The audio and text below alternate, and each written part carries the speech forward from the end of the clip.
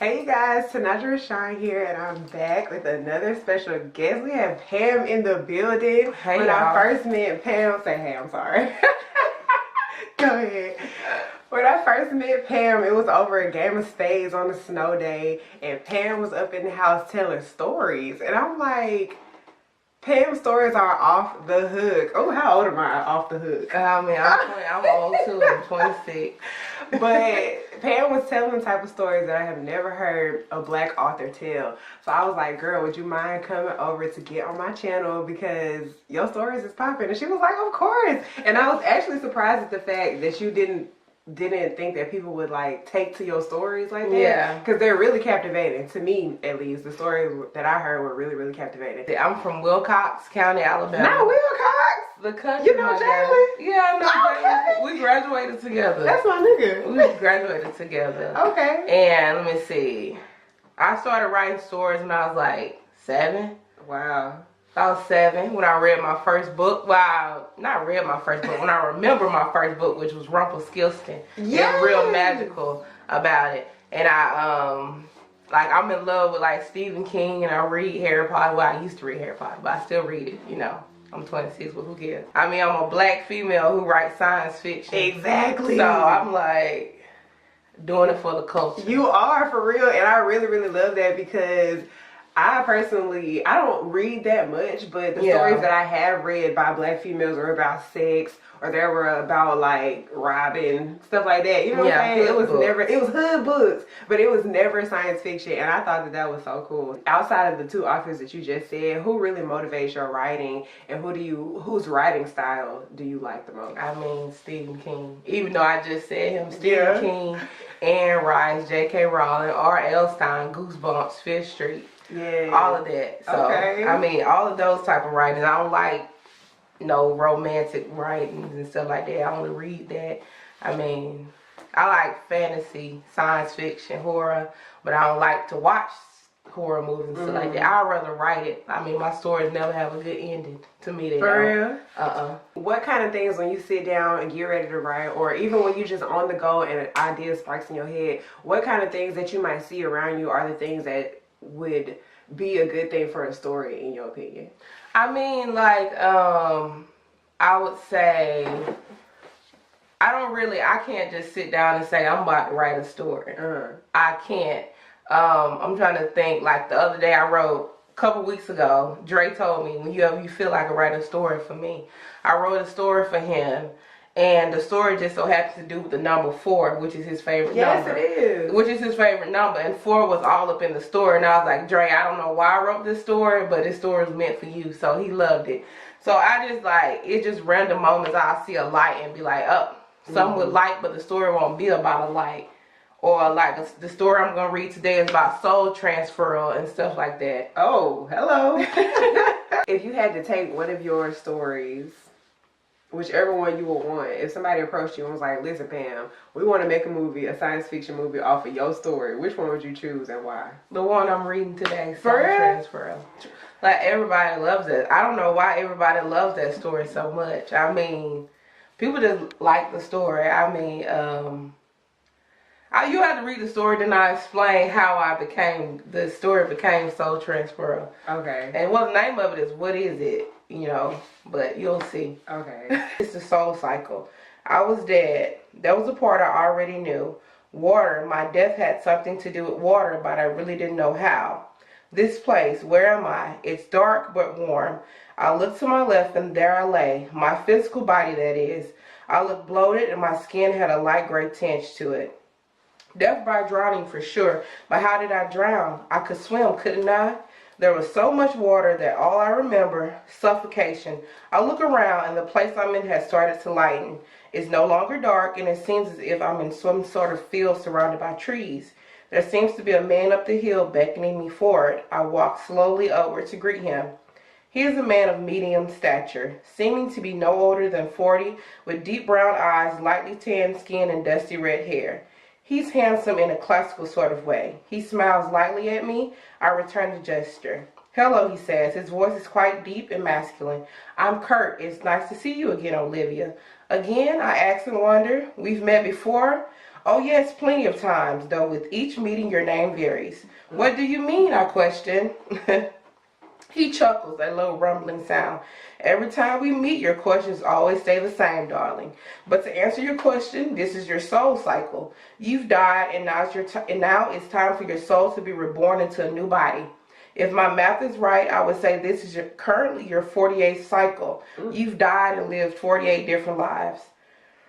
I found myself speechless and in shock. I've lived 48 different lives and never realized it. So this was the afterlife. This was the way life ended. To say I was disappointed would be an understatement. I was a proud Christian woman. I dedicated my life to Christ, endured a terrible marriage to a horrible man who beat me and crushed my hopes and dreams constantly in the sake of a religion only to be told that it didn't matter. I felt my world crumble. I was pissed. My vision blurred with tears. I suffered for nothing. I endured all of that for nothing. As I said these things, Kurt's face remained as impassive as ever. Finally, he responded, in that life you were a good person, but your previous not so much. If my memory serves me correctly, it was during your 45th cycle where you murdered a young woman without mercy, my dear. An ambitious young man you were, filled with great ideas, but you gave in to temptation, pursued a woman who would ultimately reject you.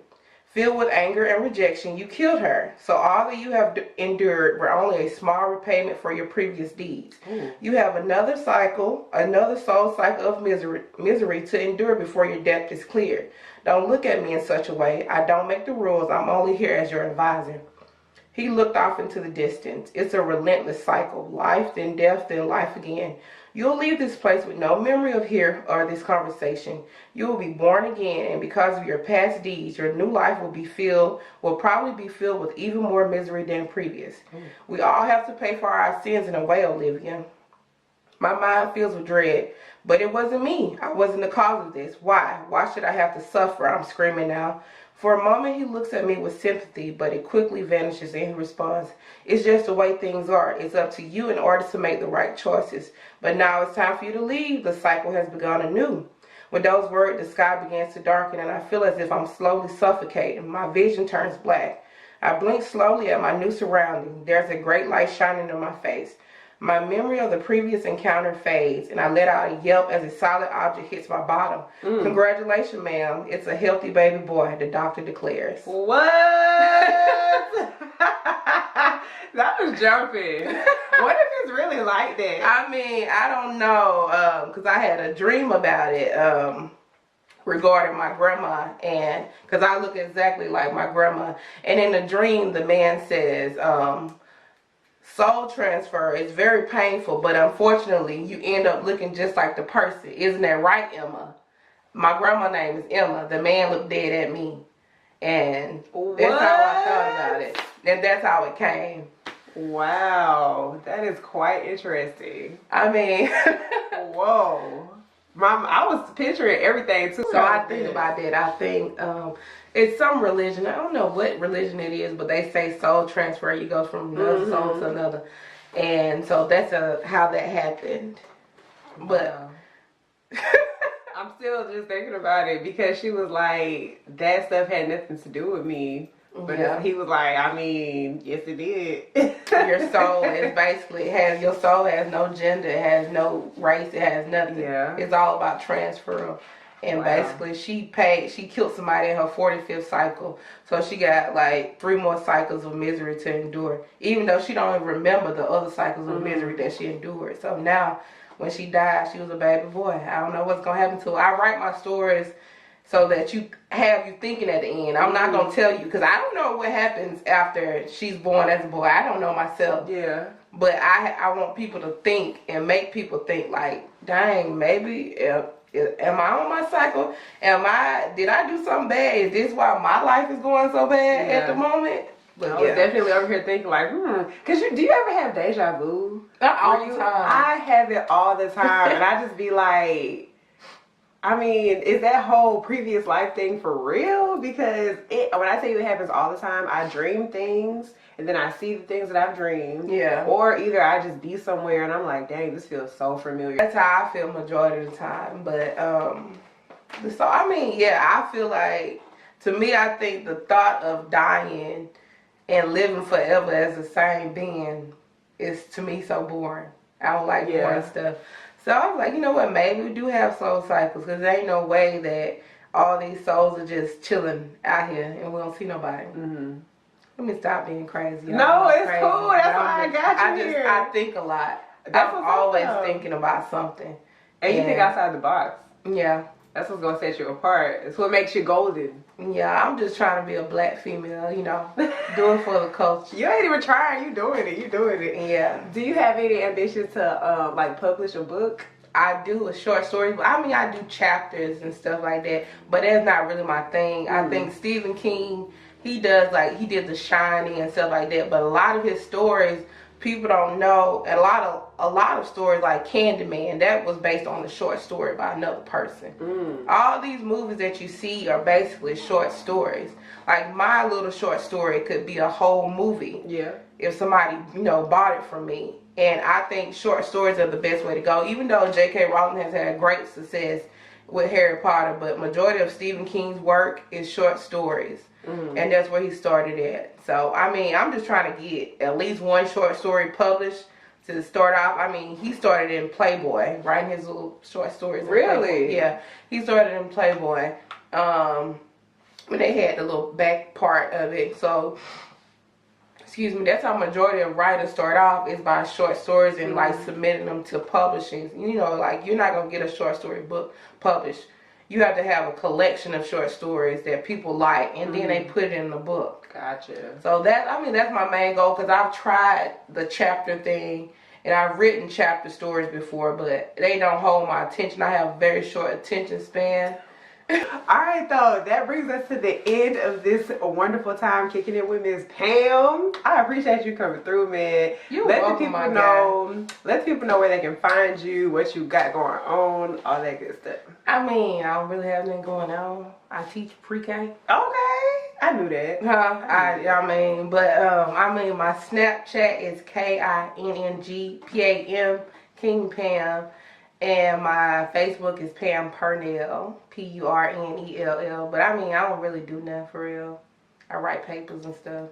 Once again, you guys, thank you for stopping by today. Feel free to subscribe to the channel. Spread some love. Drop a comment. Make sure you go and see Pam on her socials. Let her know how you like the stories. Let her know if you need any story stuff done. Do you do services? Yeah, I write papers. She writes papers. Anybody out there that need a paper done, Pam got you covered, okay? Free promo. Yes, free promo. But thanks, you guys. Y'all could have been anywhere in the world, but you chose to be here with us, me and Pam, and we appreciate that. You know it's good for our ego. Make sure you spread the word about the channel. Like, comment, and subscribe, and we'll catch you in the next one. Peace. Bye.